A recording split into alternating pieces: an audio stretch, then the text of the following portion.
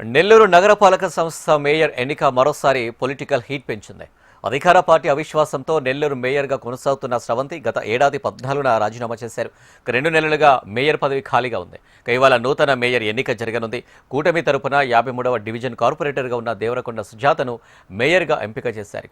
కొత్త మేయర్ను కార్పొరేటర్లు ఎన్నుకోనున్నారు. ఇప్పటి వరకు ఇన్ఛార్జ్ మేయర్ రూప్ ఆధ్వర్యంలో పాలన కొనసాగింది.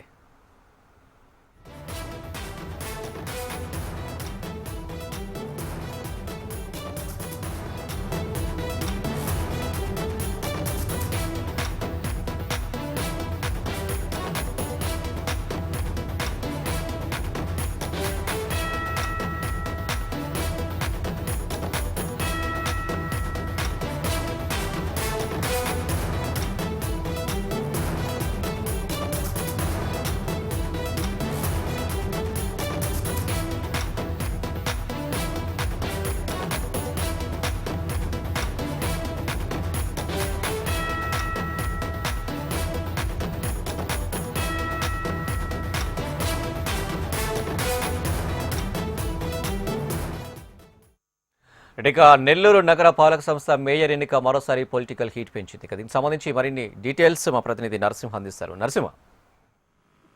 అనిల్, ఇవాళ నెల్లూరు నగరపాలక సంస్థ మేయర్ ఎన్నిక కాబోతుంది. అంటే ఇది గతంలో ఉన్నటువంటి మేయర్ స్రవంతి రాజీనామా నేపథ్యంలో ఈ ఎన్నిక అనివార్యమైంది. దీంతో ఇప్పటికే వైఎస్ఆర్ కాంగ్రెస్ పార్టీలో ఉన్నటువంటి కార్పొరేటర్లందరూ కూడా ఎక్కువ మంది టీడీపీలోకి వెళ్ళినటువంటి నేపథ్యంలో ఈసారి తిరిగి కార్పొరేషన్ టీడీపీ చేతిలోకి వెళ్ళిపోయింది. గతంలో జరిగినటువంటి ఎన్నికల్లో మొత్తం 54 డివిజన్లు ఉంటే 54 అప్పట్లో అధికారంలో ఉన్నటువంటి వైఎస్ఆర్ కాంగ్రెస్ పార్టీకి చెందినటువంటి కార్పొరేటర్లు ఎన్నికయ్యారు. తర్వాత సార్వత్రిక ఎన్నికల్లో బలాబలాలు రాజకీయ సమీకరణలు పూర్తిగా మారిపోయినాయి. ఆ తర్వాత ఇక్కడ ఉన్నటువంటి మేయర్ గా ఉన్నటువంటి 12వ డివిజన్ నుంచి ఎంపికైనటువంటి మేయర్ పోట్లూరి స్రవంతి రాజీనామా చేసింది. ఆ రాజీనామా దానికి ముందు పెద్ద హైడ్రామా కూడా జరిగింది. అంటే ఇక్కడ ఉన్నటువంటి డిప్యూటీ మేయర్ గా ఉన్నటువంటి టీడీపీ యువనేత రూప్ కుమార్ యాదవ్ ని ఆయన ఇన్ఛార్జ్ గా ఇచ్చారు. దాంతో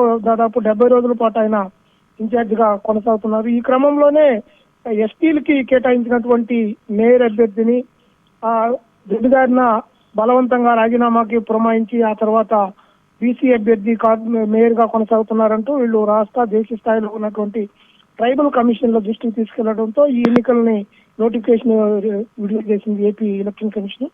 ప్రస్తుతం ఇవాళ 11 గంటలకి ఈ ఎన్నిక జరగబోతుంది. బలాబలాలుగా మనగానే పరిశీలించినట్లయితే అనిల్, ఇప్పుడు అధికార టీడీపీ పక్షాన 39 మంది కార్పొరేటర్లు, 2 సిటీ రూరల్ ఎమ్మెల్యేతో పాటు ఎంపీ కూడా ఓటుగా వస్తుంది. మొత్తం వాళ్ళ 42 అవుతుంది.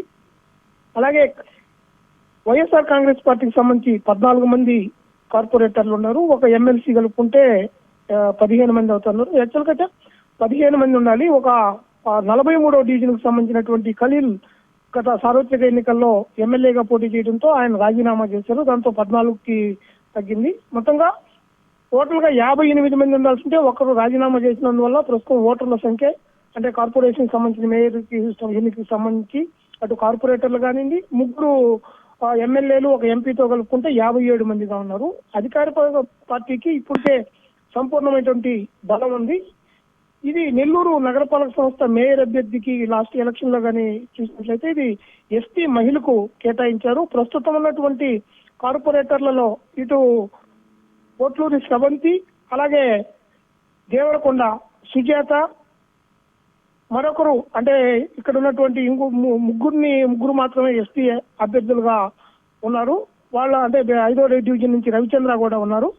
ప్రస్తుతం ఉన్నటువంటి పరిస్థితుల్లో దేవరకొండ సుజాతను అంటే ఎస్టీకే ఈ మేయర్ పీఠం దక్కాలి కాబట్టి దేవరకొండ సుజాతను మేయర్ అభ్యర్థిగా ఇప్పటికే అధికారిక పార్టీ పరోక్షంగా కూడా ప్రకటించింది. ఈ రోజు అక్కడ ఎన్నిక కూడా జరగబోతుంది. ముఖ్యంగా ఇది గతంలో ఉన్నటువంటి కొన్ని రాజకీయ సమీకరణలు, వ్యూహాత్మక ఎత్తుగడల నేపథ్యంలో కొంత రాజకీయంగా టెన్షన్ కూడా తెచ్చినటువంటి పరిస్థితి ఉంది. ఈ నేపథ్యంలోనే ప్రతిపక్ష వైఎస్ఆర్ కాంగ్రెస్ పార్టీ రహస్య ఓటింగ్ ను ప్రతిపాదించింది. ఎన్నికల కమిషన్ దీన్ని అంగీకరించలేదు. డిప్యూటీ మేయర్ కి 2 పోటీ పడినప్పుడు మాత్రమే ఈ రహస్య ఓటింగ్ విధానం ఉంటుందని చెప్పి కూడా చెప్పినట్టుగా ఉన్నటువంటి ఒక సమాచారం.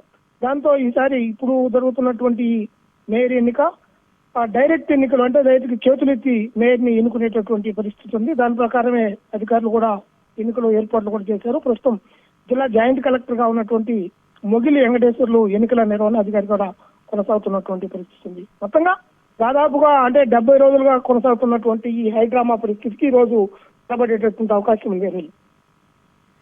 Right Narasimha, thank you.